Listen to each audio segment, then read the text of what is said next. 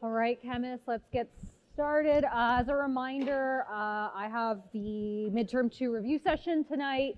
It's happening in this room directly after class, but it's also going to be available through Zoom, so do find the page and the calendar, post for the review session. Tonight, who's coming? Or who will be here? Who's staying here with me? All right, we'll have a lot of fun. All right, so we left off, so plan here today is to start or finish up chapter 6.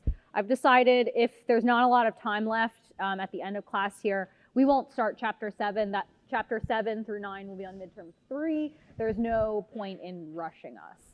So the idea here is finish up chapter 6, and then Wednesday will just be a full day of review, or a review of midterm 2.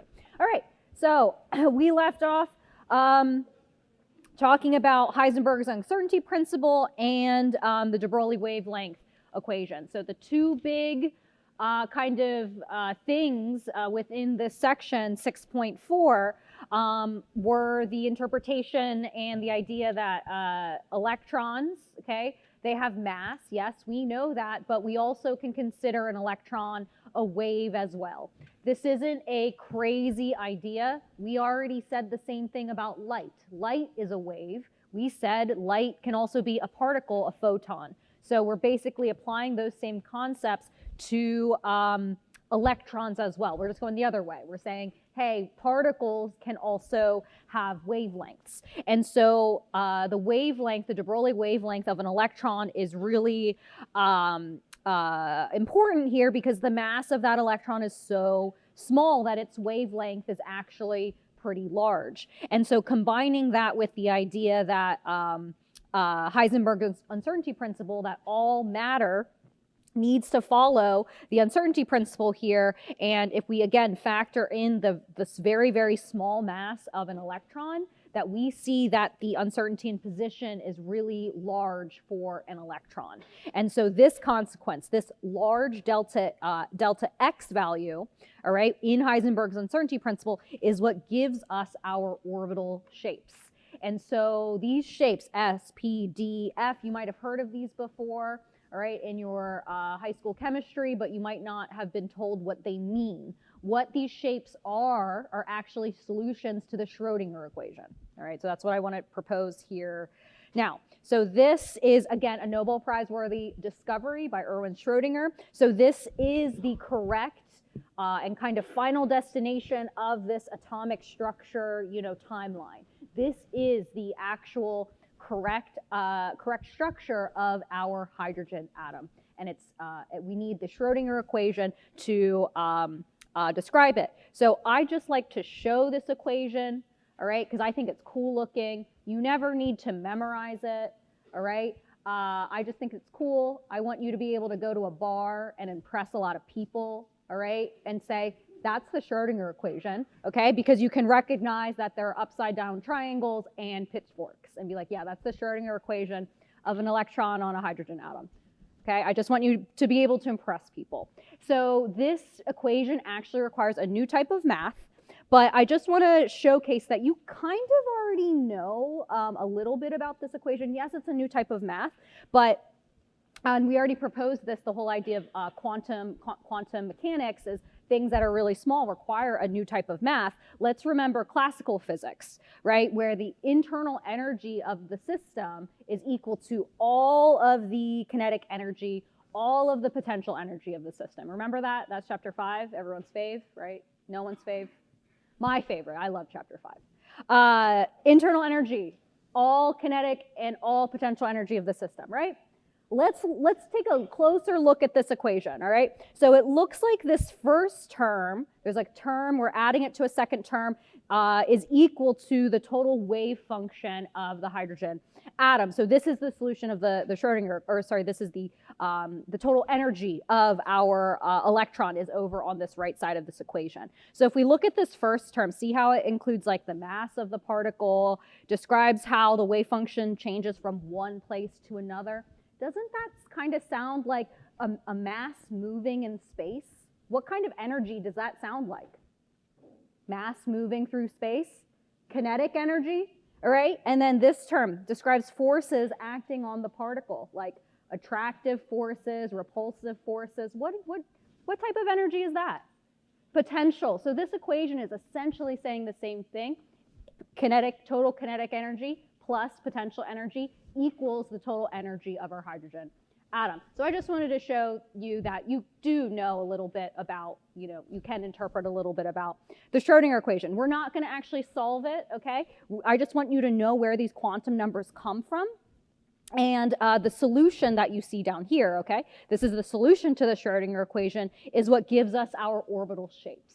And this is applying the idea that delta X, the uncertainty in position for our electron, is really large because it's so small. We don't see how we don't have defined orbits anymore, all right? The Bohr model violates Heisenberg's uncertainty principle because it's saying, oh, we have a defined orbit around the nucleus. We can't have that for the uncertainty principle. So Schrodinger's equation and the solution gets around that by showing, oh, here's a probability map of where you may find the electron at one point in time. All right, and so that's the Schrodinger model. It does not violate the uncertainty principle. All right, yes. Yes, so Schrodinger's cat is the idea that, okay, so let me explain Schrodinger's cat, because I feel like it's in comics a lot, but lots of people don't understand really what it means. So the idea is actually kind of related to the uncertainty principle of the electron, that you can't know two pieces of information about the electron at the same time. You can't know its position, and you can't know its momentum at the same time. Basically, if you want to know one of them, the other one you basically has a ton of uncertainty in order to get around the uncertainty principle. So the idea is, when you have Schrodinger's cats, it's a thought experiment. It's this idea, you put a cat in a box, there's this radioactive substance that may or may not trigger a poison to poison the cat. That's the setup of the thought experiment. You have a cat and this poison that may or may not go off. The box is closed. You can't look in the box. So it's just a box. You have no idea what's inside. So to the observer who has not looked inside the box, you actually have to think of the cat as both dead and alive at the same time, because you don't know until you open the box. But once you do open the box and you do observe whether the cat is dead or alive, that's the whole idea of Schrodinger's equation. The cat's dead and alive at the same time until you open the box. Okay, so that's the cat. All right, so there we go. I actually have a piece of artwork about that. All right, I should bring it in and hang it up in my office sometime. But it's a picture of the cat experiment, or like that cat thought experiment. But instead of drawing it with paint or whatever, they use numbers from Schrodinger's paper. So they use little numbers and etch it over and over into it to make it. I'll bring it in sometime, because I don't think I have it hung up in my new house now. Okay, anyway, so Schrodinger's equation. Obviously, we're not ever going to solve that. This is the solution. What I want you to look at here are these ideas, these N's, these L's, these numbers that come out of the solution of the Schrodinger equation. You never have to solve it, but I want you to recognize where these quantum numbers come from. Do memorize this table. There's 4 quantum numbers that we care about. All right, the first 3 are probably the most difficult to wrap your head around, but if you know the idea of s, p, and d orbitals, hopefully everything will fall into place here. These quantum numbers come out of the solution of the Schrodinger equation. This allows us to describe to a reader, or tell a reader, where they can find the electron in space. So these 4 numbers allow us to communicate that to people. So it allows us to communicate, okay, where in space can we find that electron? And by doing that, we can propose this large area, so we have this large probability space of finding that electron, so we don't violate the uncertainty principle. Yes, question? The reason why we can't know both the momentum and the position, it's actually because they're part of different basis sets, if you want to get into PChem. So if you take physical chemistry, you will solve the Schrodinger equation. Okay. If you want to do that. But just so you know, you can only solve it for the hydrogen atom, because a hydrogen atom only has an electron and a proton, and that interaction is simple.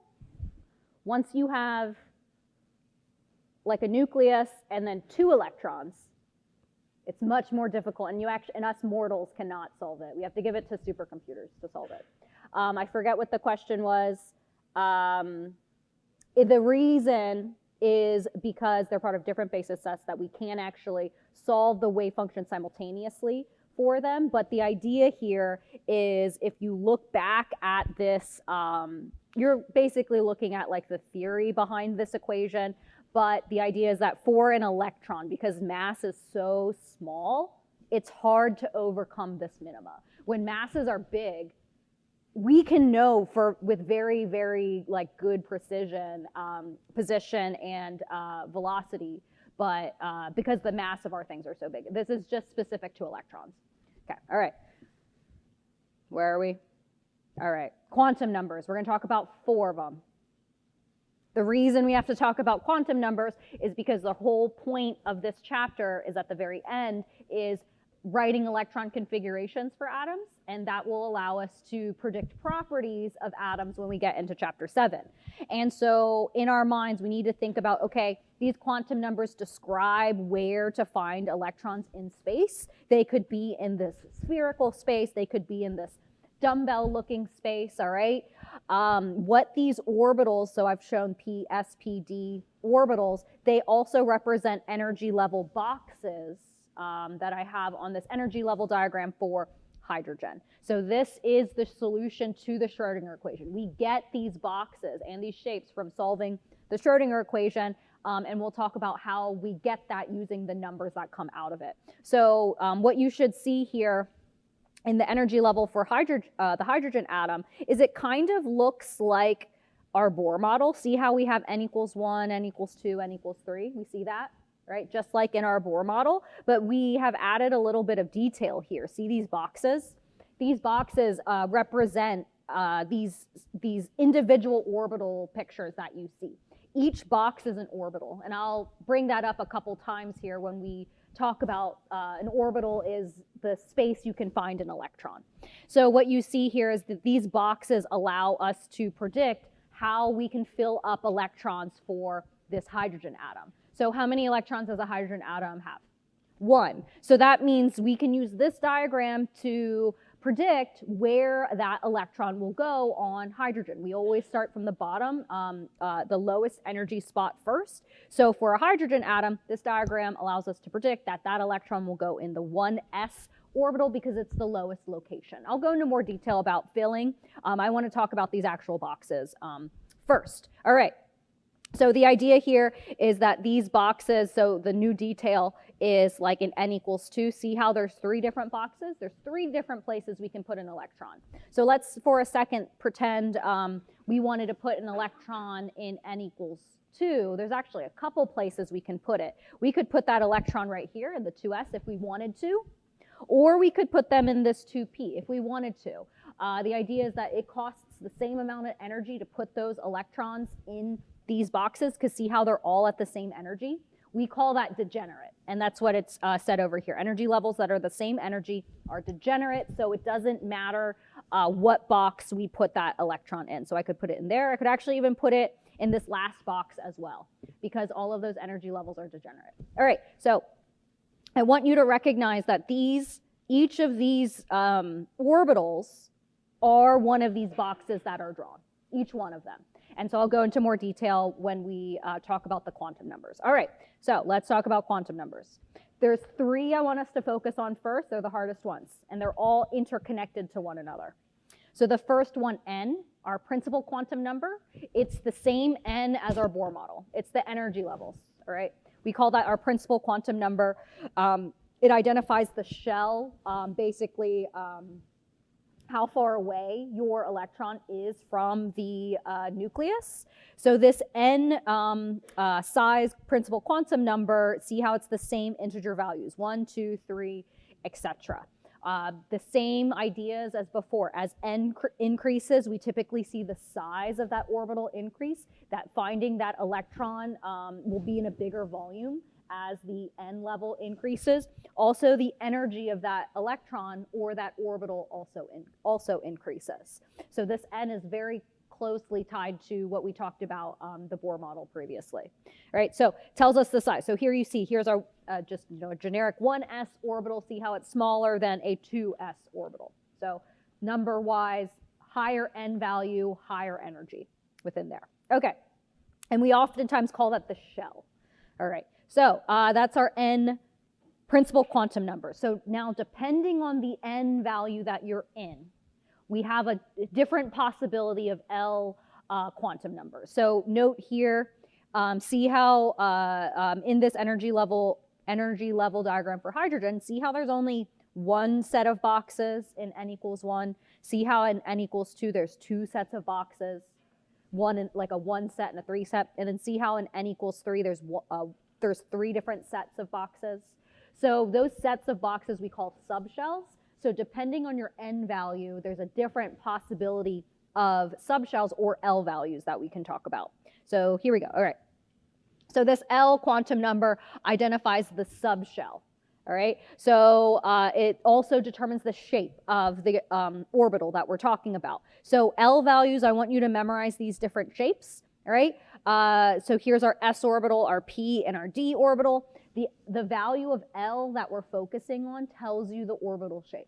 All right, so when L equals 0, that's an s orbital. When L equals 1, that's a p orbital. When L equals 2, it's a d. Then 3 is f. And then anything after that is just in alphabetical order. It goes F, G, H, I. But we'll never go that high. All right, we actually will mainly focus on S, P, and D. For this course. So each of these numbers and these letter designations have a specific shape. This is what S looks like. P looks like a dumbbell. D looks like a butterfly.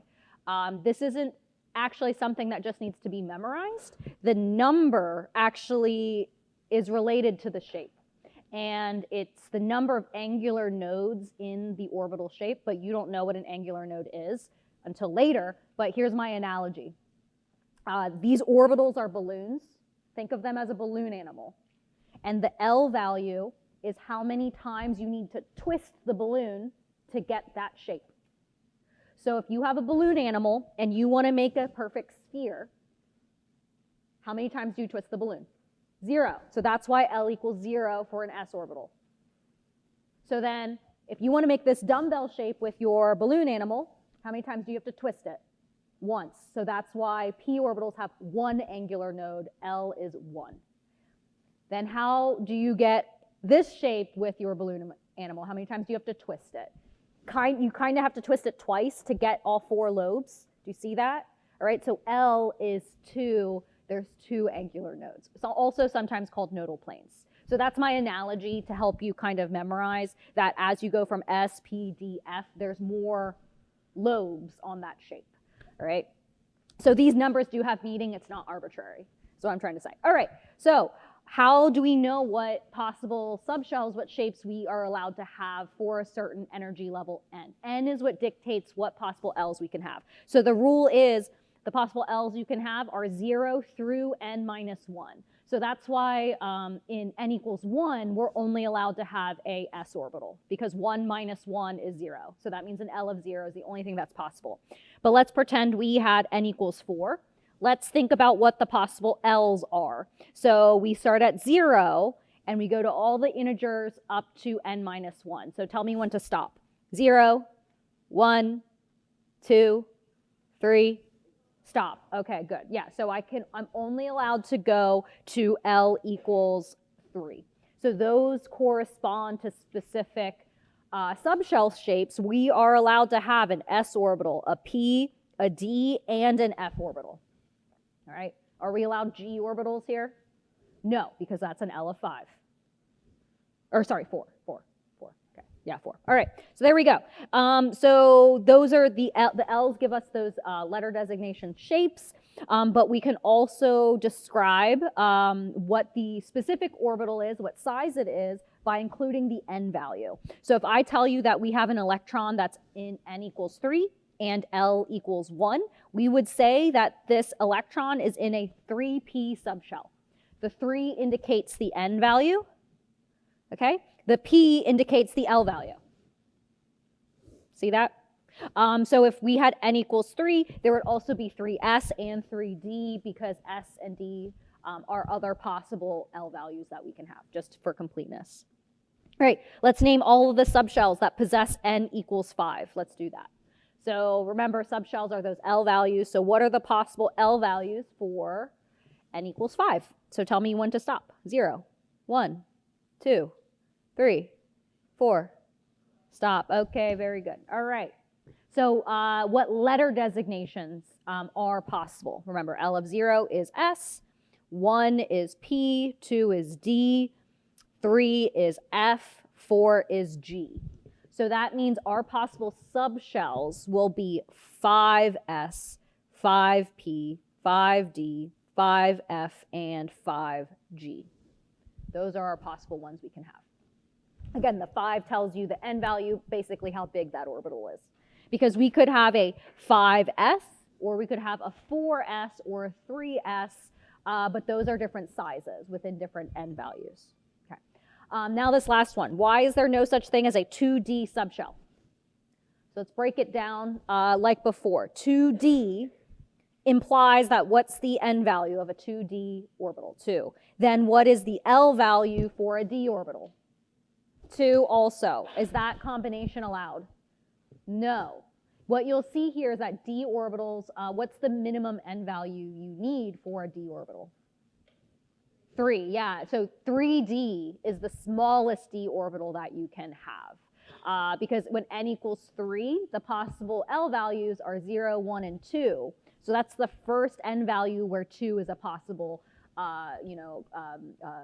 possibility, and 2 is our d orbital. All right, so there we go. Okay, those are our L's. Finally, so remember, L is shape. All of those letter designations imply a shape relating to angular nodes. So the last quantum number here, m sub L, tells us the orientation of specific L shape orbitals, okay? So, but I think the way I like to think of this, it's how many boxes are in each subshell. So let me, the picture's right here. So see how I only have one picture for this s orbital? That's one box, one orientation. There's one orientation for that s orbital. What about these p orbitals? How many orientations are those? 3. There's 3 of them, yes. So those are 3 boxes that are all degenerate with each other, meaning that they're the same energy. What about the d orbitals? How many orientations are there? 5. Yes, 5. 1, 2, 3, 4, 5, whatever. Yeah, so 5 different orbitals in our energy level diagram. Those boxes that I drew are represented by these actual shapes of finding that electron, and I just want you to realize that. These number of boxes is not something you need to memorize. It comes from the ML values that we designate right now.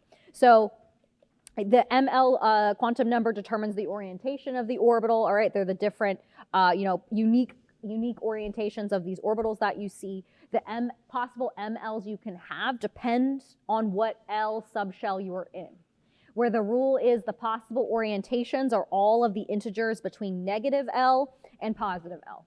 So it depends on what subshell you're in. So let's pretend we're in an L of 0. That's an s orbital. ML can only be 0, right? If we follow the rules. Negative 0, positive 0, only 0. So tell me, how many possible MLs are there here? 1. How many boxes are for s orbitals? 1. So that's where the 1 comes from.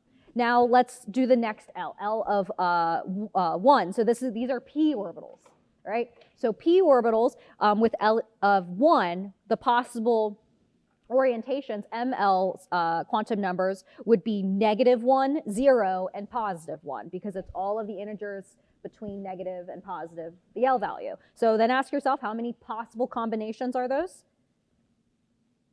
There are 3. So see how there are 3 orientations, 3 boxes, 3 different places to place those electrons, right? And then the last one here, let's do this together. So L of 2 is our D shape, okay? So following the same rules, all the integers between negative and positive. So we have -2, -1, 0, +1, +2. So how many unique combinations or unique orientations are there?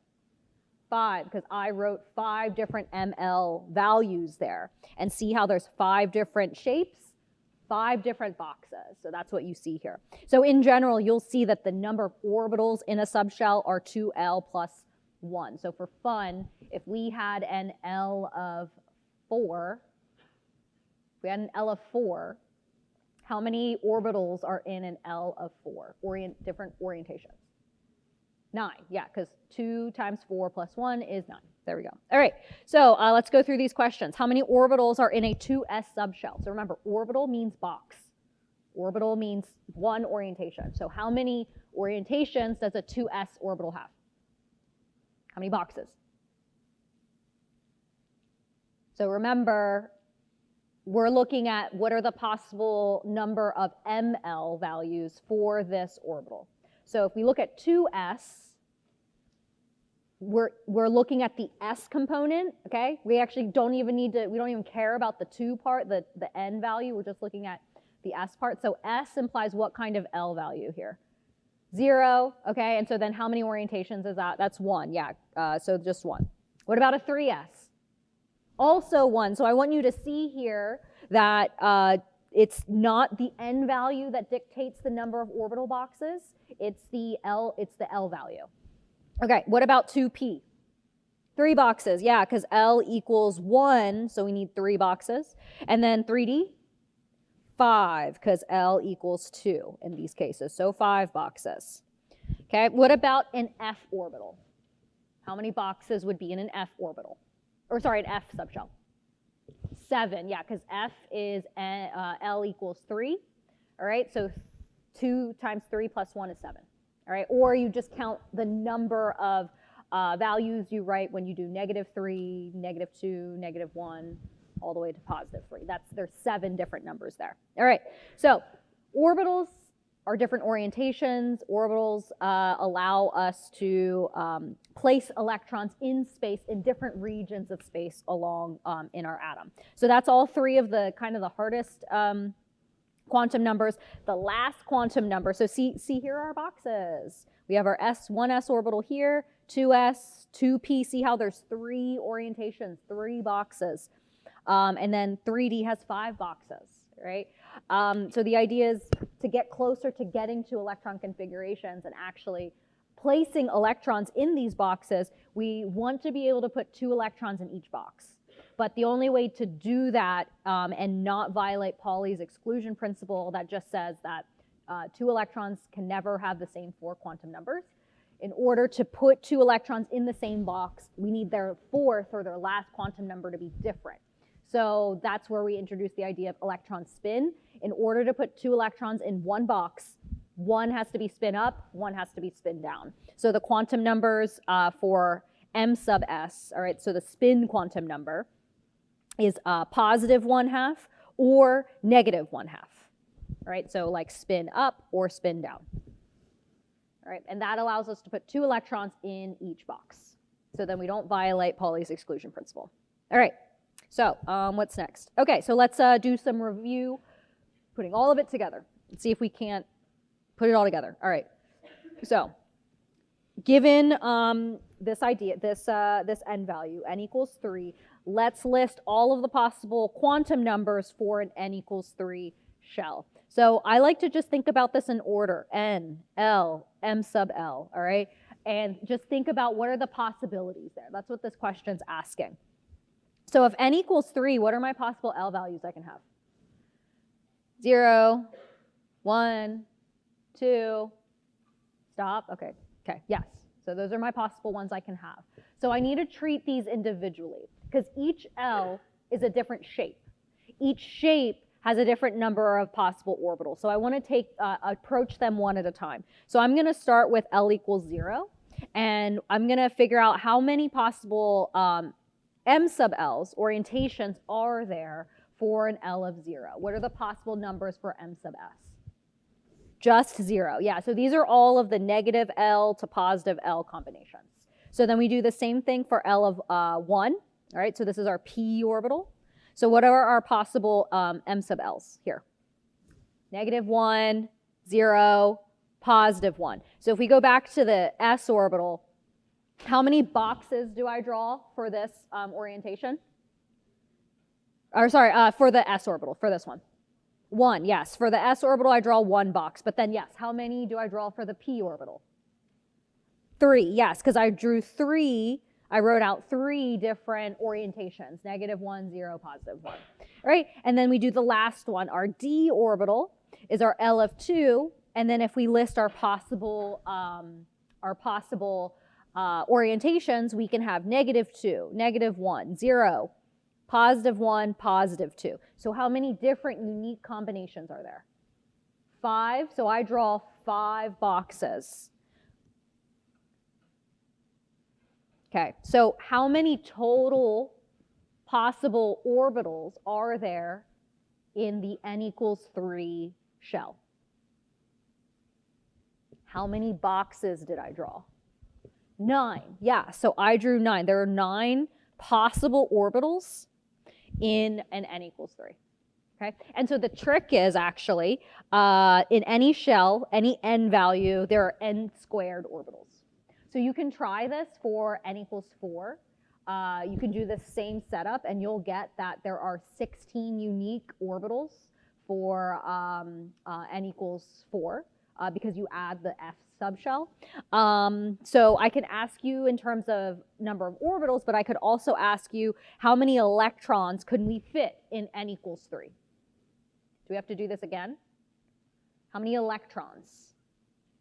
18, I hear. How did you get 18? You just multiplied by 2. But what's the significance of that 2?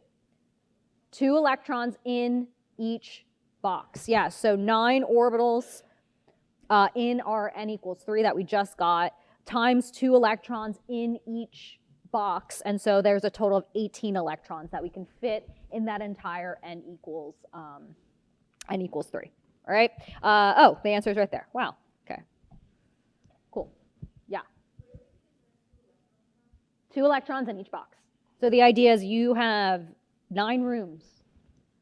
You can put 2 people in each room. How many people can you fit in your hotel? 18. Because of the ms quantum number, that there is the plus, so the question is how do you know that 2 electrons can go in a box? It's because of the spin quantum number that you can have a positive 1/2 spin, so spin up, and you can have a negative 1/2 spin down. Those are the only possible quantum numbers you can have. All right, so spin up, spin down, that's it. That's why we can fit 2 in a box. Okay. All right, so let's keep going. What's next? All right, so let's kind of summarize this. All right, there's the summary of all the possible quantum numbers, their rules, what they indicate. Let's go through these different combinations and determine are they valid or not, given the rules of quantum numbers. So again, I always like to kind of go in order and think, okay, if I start with n, what are my possible L values? Of that L value, is the next ML value, is that valid? So that's how I would go about this question. So let's look at this first combination. So I like to start at n, and I ask myself, what are the possible L values I can have if n equals 3? I can have 0, I can have 1, I can have 2, but that's it. So is that a valid L value for this n? Yes, it is. So very good. Okay. Then, based upon that L value, I ask myself, okay, what are my possible M sub L values? What are my different orientations if we have an L of 1? So then this is where I take that 1, I do the plus or to the negative L to positive L thing. So -1, 0, +1. Is this a valid M sub L? Yes, it is. Okay, good. And then finally, is that a valid spin? 1/2. Yes. So that's just a spin up electron. All right. So this is a valid set of quantum numbers. So what orbital is being described here? If n equals 3 and L equals 1. What kind of orbital is this? 1 is what shape? What letter? P. Yeah, so this is a 3p orbital. All right. So we're trying to say, hey, we have a spin up electron in a orientation of ml of -1. Spin up. Okay, so yeah, that's valid. All right, next one. N of 3, so we have the same possible L values here. Is that L value valid? 0? In N equals 3? Yes, it is. Okay, good. What about that M sub L value? No. What is a valid M sub L? Yeah, we can only have 0, so that one's incorrect. So we don't even have to look at spin. Right, so that one is incorrect. Right, so wrong orientation. If it was 3, 0, 0, that would be trying to describe a 3s orbital, if it was correct. All right, let's keep going. Next one, N equals 2. Is that a valid L? Yes, it is. What about that M sub L? Is that valid? So remember, L, what are our possible M sub Ls we can have? -1, 0, +1. So is that M sub L correct? Valid? Yes, it is. What about the spin? No. Yes, that spin is not correct. That's implying that we have an electron with no spin. Electrons do have spin. It has to be +1/2 or -1/2.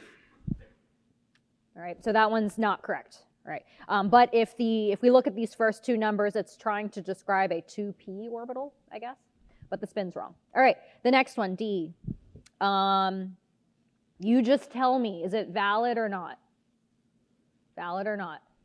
Thumbs up, thumbs down. Thumbs up. Do you bet your exam on this? Your exam grade? You're not that confident? Okay, I think it is right. I don't know. I don't even have the answer in front of me. Is it right? Yes, it is. It is right. Yes, it's valid. What kind of orbital is it describing? 3s? 3D. Yes, it is. So let's just go through it for completeness. If n equals 3, yes, an L of 2 is valid, 0, 1, 2. An ML of 0 is valid because we can have -2, -1, 0, +1, +2, and then a negative spin here, that's valid too. I think it's describing something that looks like there's our d orbital and it's something that's spin down, something like that. All right. Okay. What about the last one, E? Is that valid or not? No, it's not. What piece is wrong?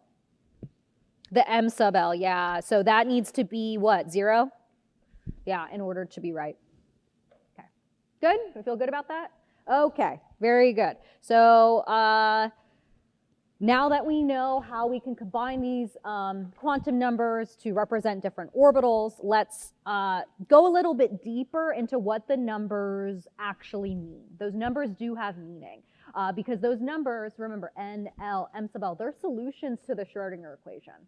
And we can actually graph the Schrodinger equation, and that is what helps us locate the probability of finding an electron. So I'll show you some graphs here and how those numbers, those integer numbers, what their meaning is, right? Because I think oftentimes in high school they just made you memorize them, all right? But they have meaning. They're solutions to the Schrodinger equation. All right.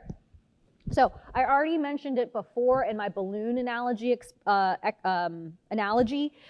the L quantum number, the shape quantum number, 0, 1, 2, 3. It's, how many times you have to twist the balloon animal to make that shape.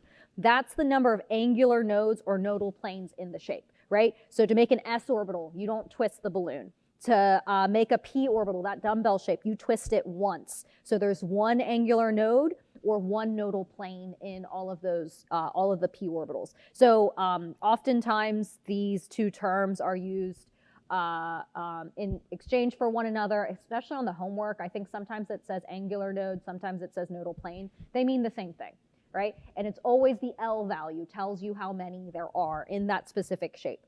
So I hope you can see in these d orbitals that when L is 2, we have way more nodes. We have double the nodes in the actual shapes. You take the balloon animal and you have to twist it twice to get those 4 lobes on that shape, all right? This one looks a little bit weird. It looks like a p orbital with a belt on, but you see in the rest we have that butterfly shape. And then finally in the f orbital, you see where we have 3 angular nodes, there's much, much more lobes on that shape that we have. So I want you to recognize that the L value is the number of angular nodes in the specific shape, these orbitals and their number of orbitals is what fills in this energy level diagram for hydrogen. All of this is related, all related to the solution to the Schrodinger equation. All right, so do memorize this equation. The L value is the number of angular nodes in that shape. So if I tell you how many angular nodes are on an s orbital, you would tell me 0. Yes, because s orbital, L is 0. All right, so what that means, it's the shape of finding that electron in space around your nucleus, that we have no nodal planes, or basically nodes, if I kind of whip my arm around in polar coordinates here, of finding that electron, that we find that electron evenly in this spherical shape around the nucleus. So there's two ways we can show this, and I want you to realize that an s orbital, yes, it's round. A common misconception is that folks will think, oh, that electron is like spinning around in a circle around the nucleus. That's not what these shapes mean. What it means is that any point in time, if I took a snapshot of a hydrogen atom and I located that electron and I put a dot, and I did that 1 billion times, I would find, most of the time I would find that electron this distance away from the nucleus. Once in a while I would find it really, really far away. All right, and so instead of, this is hard to draw. I don't want to draw that on my keys or anything. So it's easier to draw a contour model where I say, hey, 90% of the time you will find that electron in this, this sphere, right, inside that sphere. So that's why we oftentimes, when we think about like these pictures, these are contour models of showing, hey, you will find the electron most of the time in this area around the atom. All right. Okay. So something else that we see when we solve the Schrodinger equation and we square it and we graph it, we can get these probability distribution functions that tell us where's the most probable place you will find an electron. So I'm comparing your 1s, your 2s, and your 3s orbitals here. And so what we see as we go from 1 to 3s, yes, the orbital gets bigger, okay? The shape that we draw gets bigger, it's a bigger sphere, but also the radial probability graph, how we know it gets bigger is because when we solve the Schrodinger equation, we see that the most probable place we will find the electron gets further and further away from the nucleus, all right, that we see here. The high of the peak means that's this distance away, you're most likely to find that electron. Here, for our 2s orbital, it's like, closer to 3 angstroms, and for a 3s orbital, it's closer to 7 angstroms. So we see the probability of finding that electron gets wider as our n value increases. But we already knew that.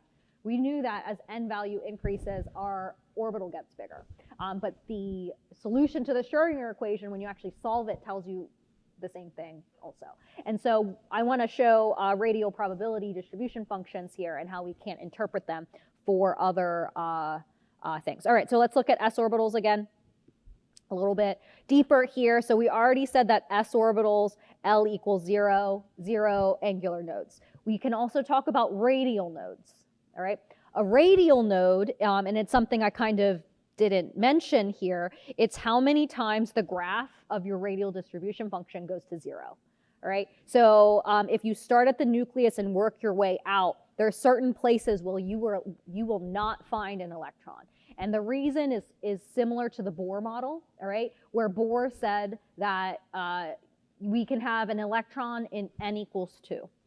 We can have an electron in n equals 1. Can we have an electron in n equals 1.5? No. No. Bohr said that we have to have electrons live in whole number integer energy levels. So this is kind of saying the same thing, that we can't have electrons live or go to energy levels in between 1, 2, and 3. That's the same thing. So we call those radial nodes, where we don't find electron density. So how we calculate it, this is the other equation you should memorize, right? The number of radial nodes in your graph that you draw is always n minus L minus 1. So that's an L.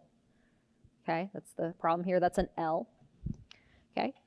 So in all of these pictures, we know L is 0 because these are s orbitals, but let's look at the graphs and think about how many times do they go to 0. But make sure when you count radial nodes, don't count the beginning or the end, right? So the graph will always start at 0 and end at 0. You only want to count the times it goes to 0 in the middle. So you don't count these ones. So a 1s orbital has 0 radial nodes. So what about the next one? How many radial nodes do you see in this picture? 1, yeah, so the radial node is right here. See how it's right there? Okay, we don't count the beginning or the end, so that's 1 radial node. What about a 3s orbital? How many radial nodes? 2. So 1, 2. All right, so the graph goes to 0 twice. We don't count the beginning or end ever.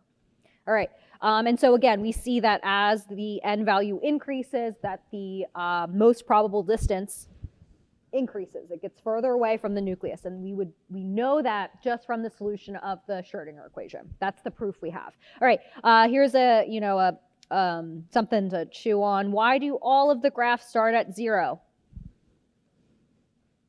What does a 0 probability at 0 distance mean? 0 distance means in the nucleus.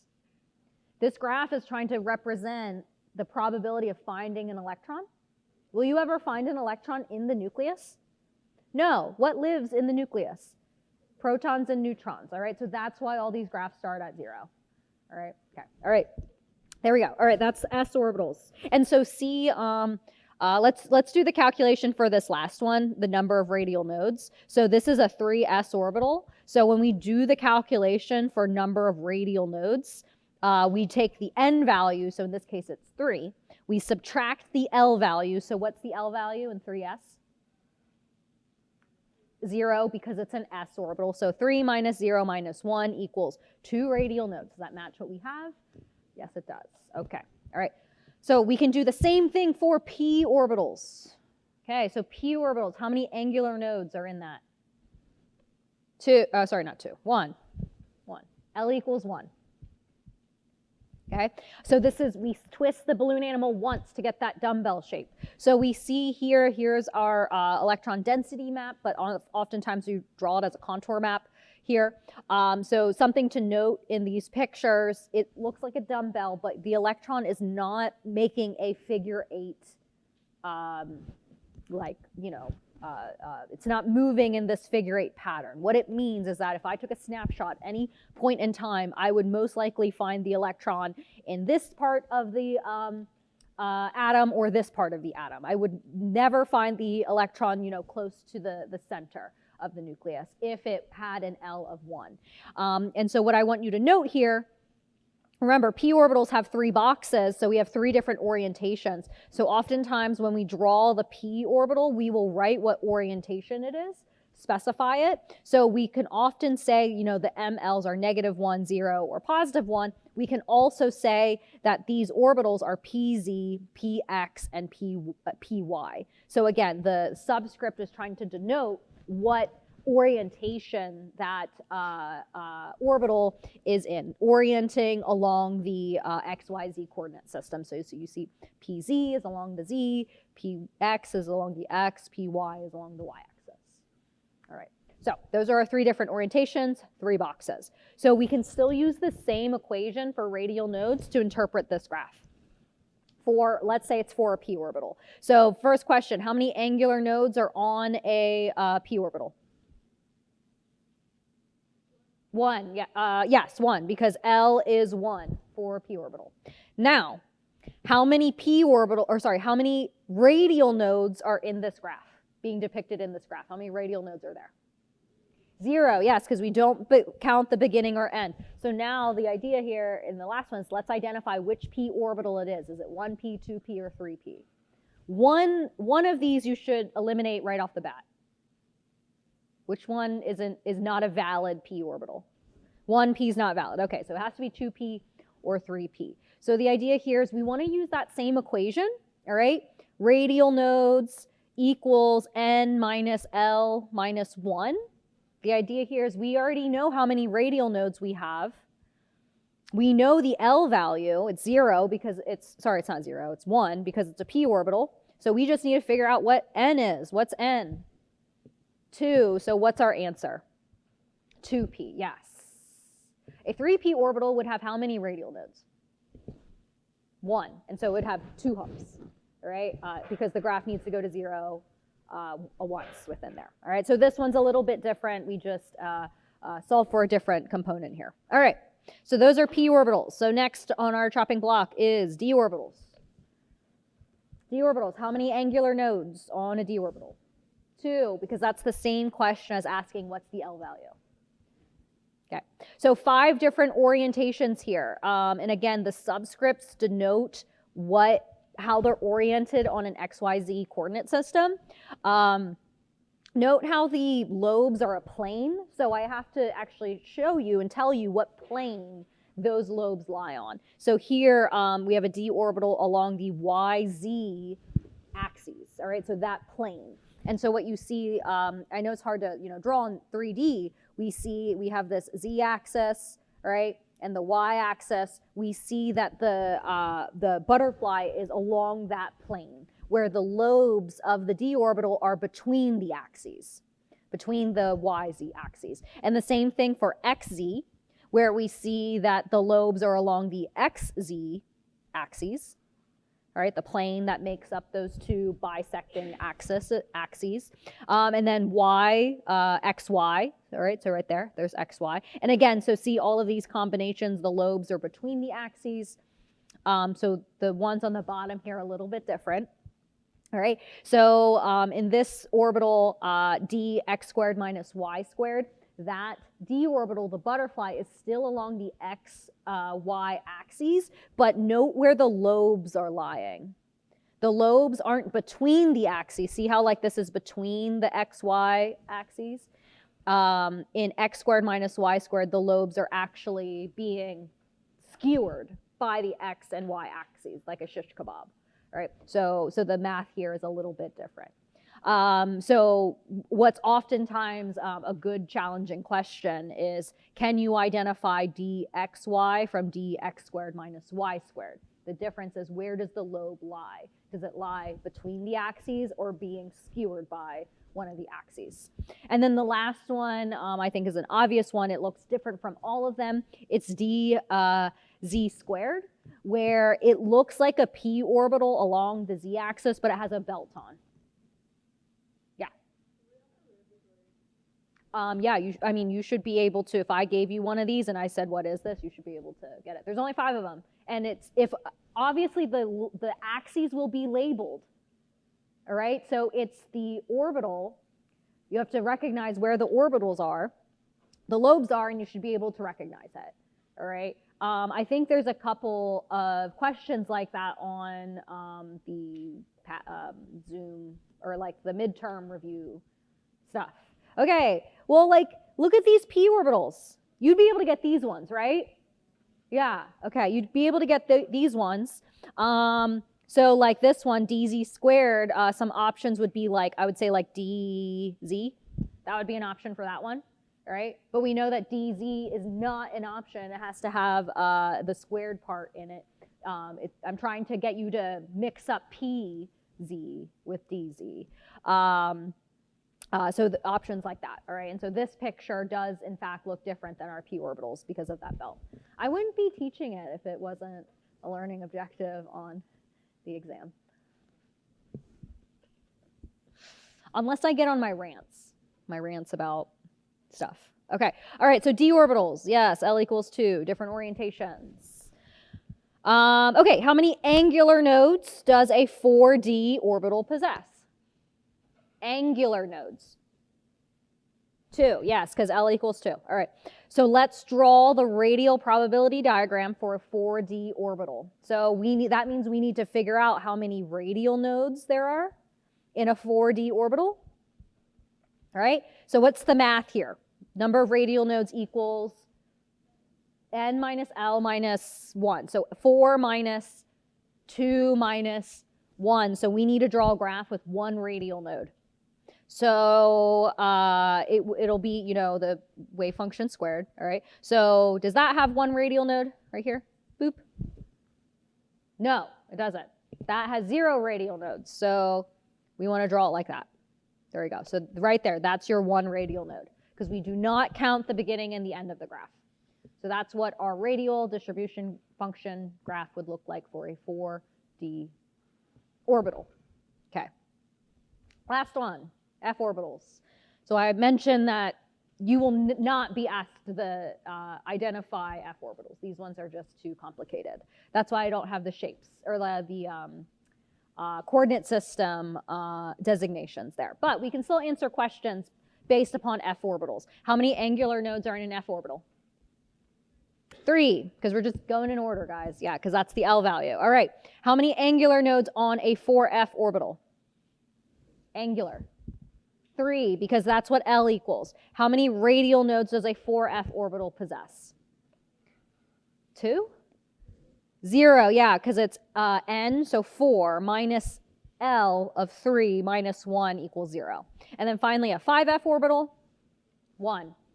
Yeah, so again, those two equations will help you out immensely.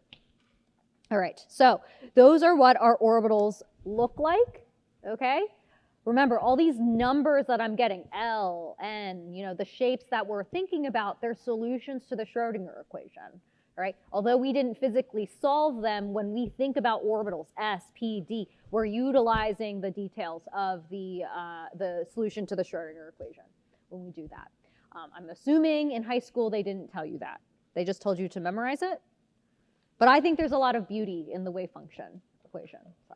All right, so we know what the orbitals look like. So let's fill them, all right, with electrons. But there's a couple rules we have to follow. We know the order, all right? We know like the energy order. We start with our n equals 1, n equals 2, 3. We know the possible electrons. Our orbitals that we can place based upon our quantum numbers.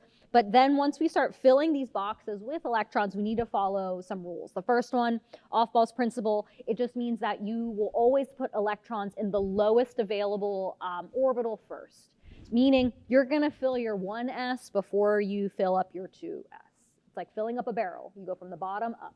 That's it.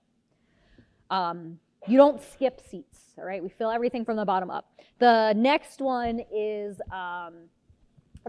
gives us the ability to put 2 electrons in a box. Pauli's exclusion principle, we already mentioned it, that we need to have spin up and spin down in one box. We can't have 2 electrons spin up because that would violate Pauli's exclusion principle, all right? And then the last one, Hund's rule, is probably the one the hardest to explain here. Oftentimes, I think in high school, they just tell you, spread the electrons out when you fill them. Place them singly as you fill them up. But there's a reason that we fill them singly. So for any degenerate orbitals, meaning like your p subshell, your d subshell,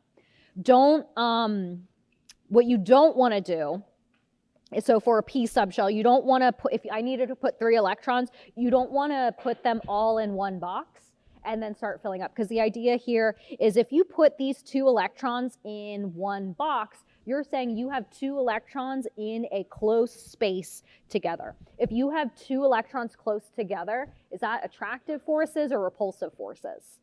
Repulsive, so it actually requires a little bit more energy to put those electrons close together. You'd rather spread them out. So you spread out the repulsive forces. So this is the most energetically favorable formation of electrons in degenerate orbitals. So like in what I say in practice, when you have multiple boxes to fill in one subshell, fill them singly before you start pairing up. I think people in high school, they use a bus analogy. The school bus analogy, probably, yeah, something like that. But really, it's all about energetics, okay? So this is the most stable configuration. This is not stable, all right, because you have too many electrons in one space. This is also not stable, where you have one electron spinning the opposite way. You want them all dancing in the same direction because you actually get a little bit of energy back when they're all spinning together in the same direction, all right? I think last class someone asked me, is there any difference, because in the most stable arrangement, see how I have all of the electrons spinning up?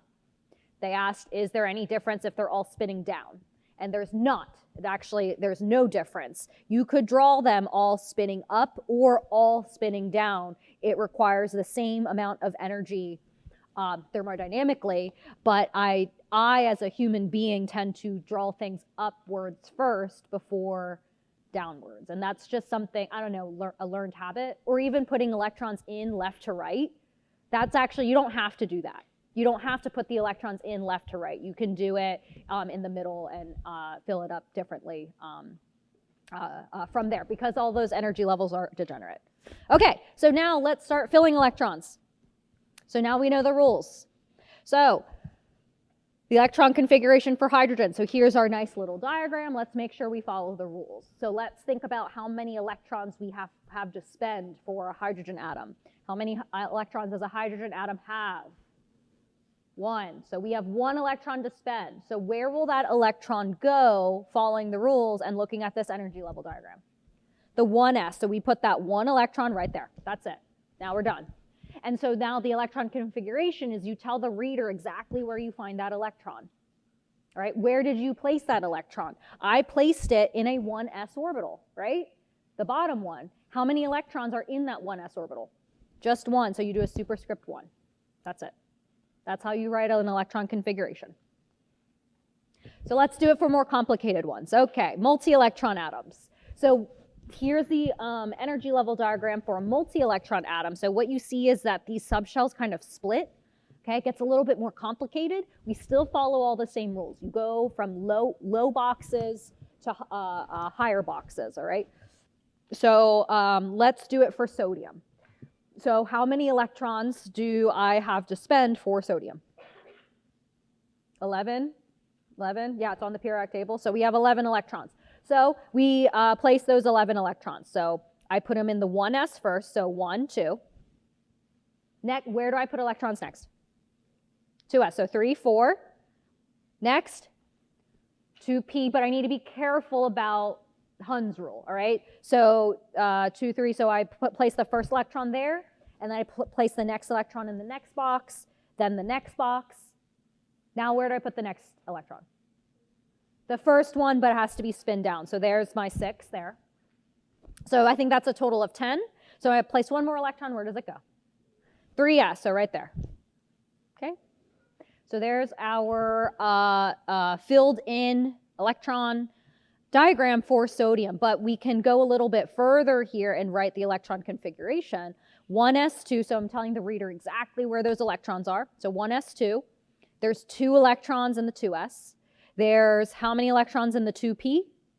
6. And then there's 1 in the 3s, telling the reader exactly where it is. So this one was pretty easy because I gave you the boxes. You just worked your way from the bottom up. Do you have to memorize the order these energy levels and these subshells go?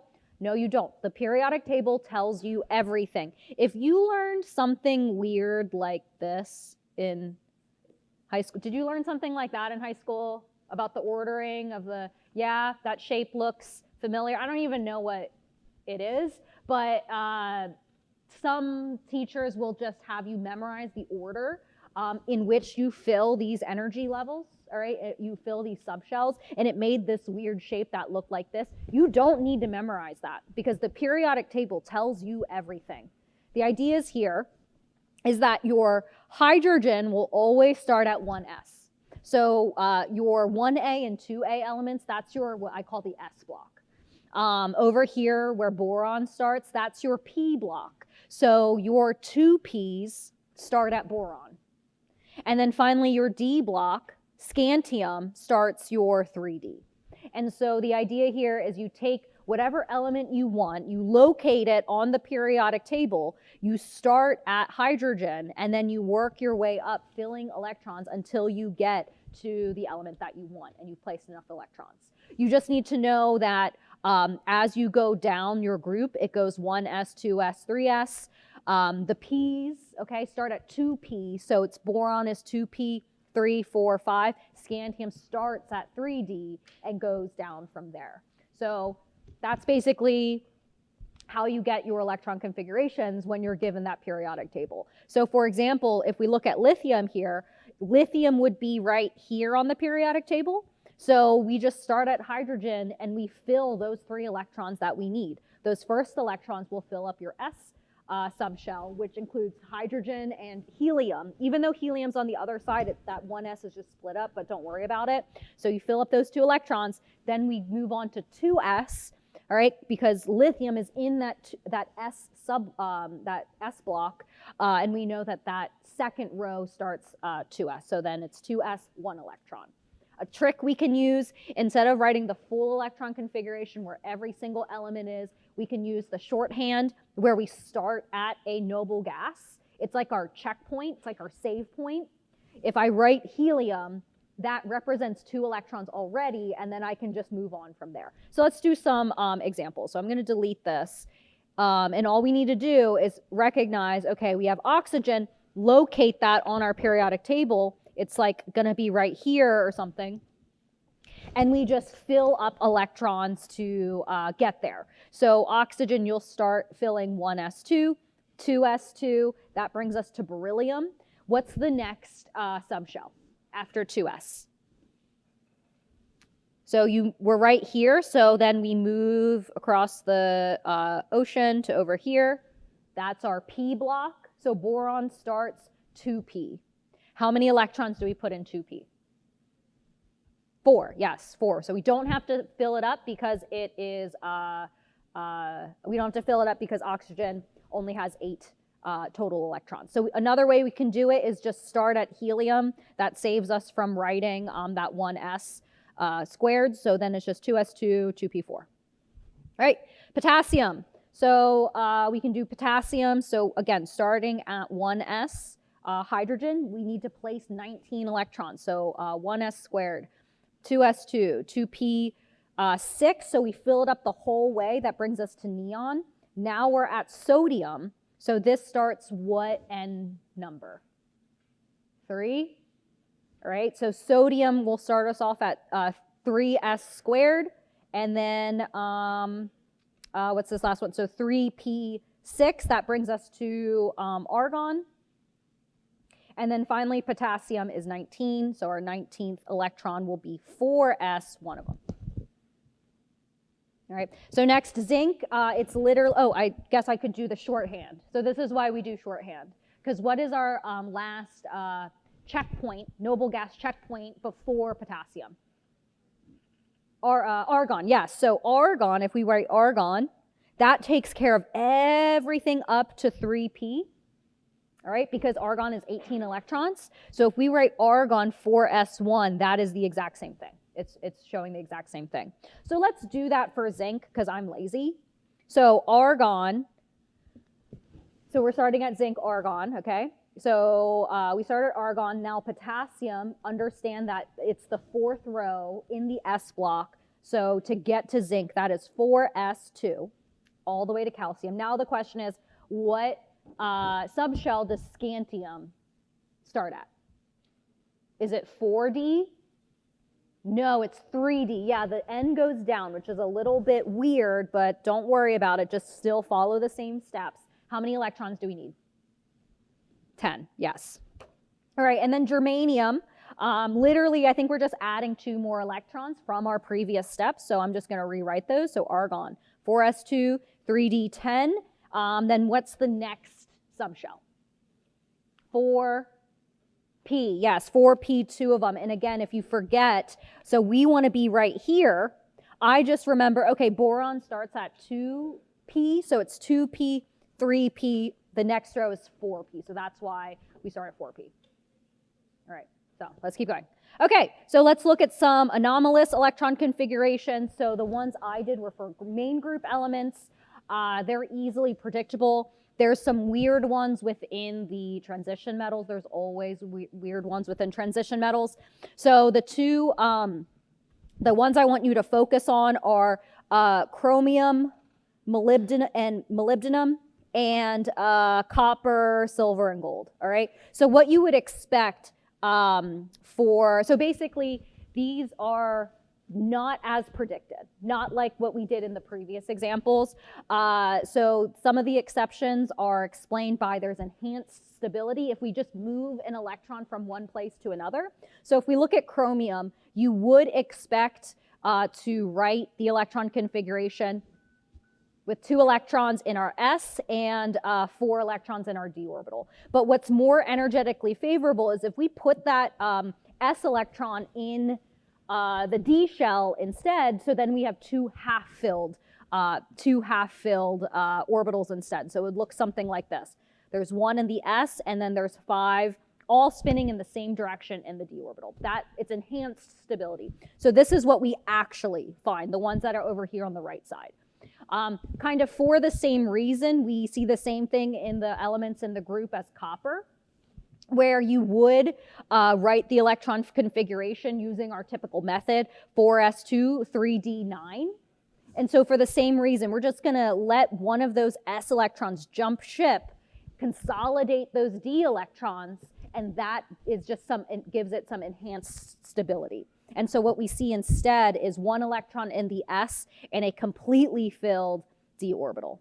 So those are just some anomalous electron configurations, ones that we can still predict with the idea of energy, that it's more energetically favorable to either half fill or fully fill that d subshell because it's so big. All right, and so we see it for chromium. We see the same thing for molybdenum as well, but we don't see it for tungsten. And then the whole, D9 to D10. Instead, we see it for copper, silver, and gold. All right, so those are the anomalous ones. Everything else can be predicted the way we did. There's some weird ones in the middle of the period, the middle of the D block. We won't ask those ones. Don't worry about it. All right, so, okay, a couple more slides. All right, so we kind of already did this, all right, putting the electrons in the actual boxes. Note how this picture is showing the spin up and spin down electrons. So there's other ways we can kind of talk about these electrons. So this question is, how many unpaired electrons are on a neutral lithium atom? This is an unpaired electron. See how it's a electron without a spinning partner, right? It doesn't have a spin to cancel it out. So this electron is unpaired. So it has 1 unpaired electron in it, where these 2 electrons are paired. All right? So I can ask other questions, and again, it relies on the idea that you need to know the electron configuration of these things. How many unpaired electrons does a nitrogen atom have? So the first step here is writing out the electron configuration. So if we look at nitrogen, it's 7 electrons, so I'm going to write helium, 2s2, 2p, how many? 3, yes. So I want to draw those electrons. So here's my 1s orbital, there's my 2s, there's my 3p, 2p. And now I want to draw the electrons. There's 2 electrons, 2 electrons, and then the 3 electrons in the p orbital, remember we spread those out. So how many unpaired electrons does a nitrogen atom have? 3, yes. Okay, great. And they're in the p subshell because it's not completely filled. All right, identify all of the neutral elements that contain 2 unpaired electrons in the 4p subshell. So let's draw that 4p. So a p orbital has how many, a p subshell has how many orbitals? How many orientations? How many boxes do I draw for a 4p orbital? 3, yes. So basically this question is asking, how can I get 2 unpaired electrons? So let's kind of play around with it. So if I put 1 electron, how many unpaired are those? There's 1 unpaired, right? Okay. What if I put a second electron? There's 2. Okay, so now I recognize that, okay, this picture has 2 unpaired electrons. This is describing a 4p superscript 2. So now I ask myself, what element has 2 electrons in its 4p subshell? Look at your periodic table. Which one? Germanium, yeah, Ge. Do you see that? Because it goes, where is it? Do I have it here? All right, so boron is 2, aluminum is 3, gallium is 4p. So then I count over 2 electrons, gallium, germanium, that's 4p 2 electrons in there. But what about this? This isn't actually the only way to get 2 unpaired electrons in a 4p subshell. How else can I get 2 unpaired electrons? 4, yeah, 4 electrons. So 1, 2, 3, 4. Doesn't that have 2 unpaired electrons too? Yes, it does. So that is 4p4. So then you ask yourself, what element has 4p electrons? Arsenic, or no, sorry, selenium. Sorry, I can't count. Okay, selenium. So the question that I propose here, do you need to write out the entire electron configuration to do these? No, you don't. You typically only have to draw the outermost, or what we call valence electrons, the outermost electrons. All right.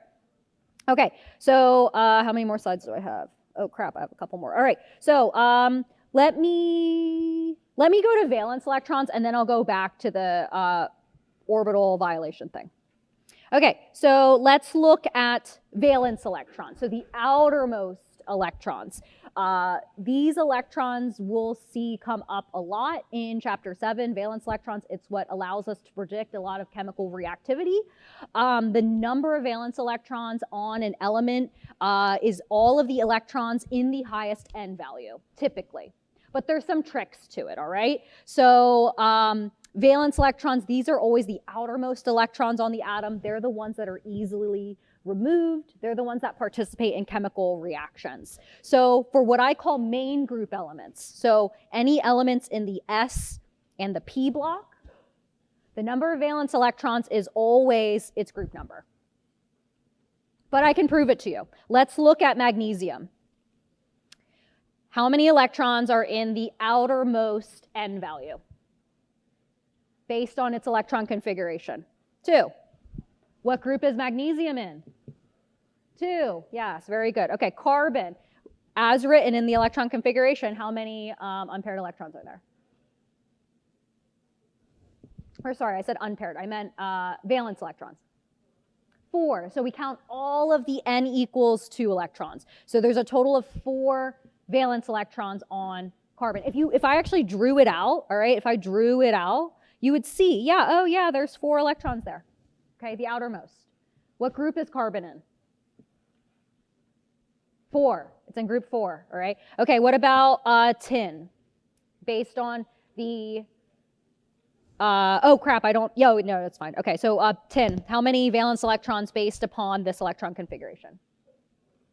Do I count these d electrons? No, because that's n equals 4. We actually only want to count the n equals 5 electrons. So there are 4 valence electrons on tin as well. But ask yourself, what group is tin in?